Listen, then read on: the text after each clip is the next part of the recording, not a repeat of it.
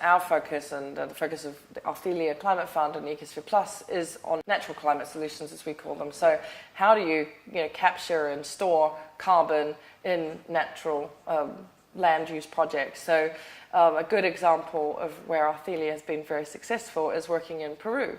The Tambopata project as an example, there's the creation of a really important biodiversity reserve, a national park, coupled with an agroforestry system. So what the Arthelia Climate Fund has done, they lend money that wouldn't otherwise be available to smallholder farmers and NGOs on the ground in Peru. So they lend money onto the ground in communities that obviously have these environmental opportunities, but equally also have environmental degradation as another sort of competing force locally.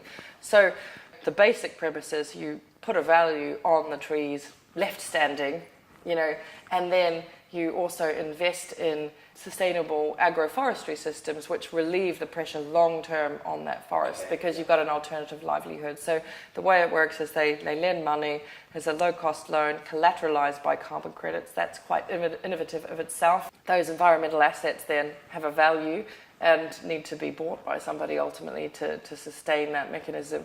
But they're also investing in sustainable production alongside the forest so that you really move that community onto a more sustainable sort of footing for the longer term.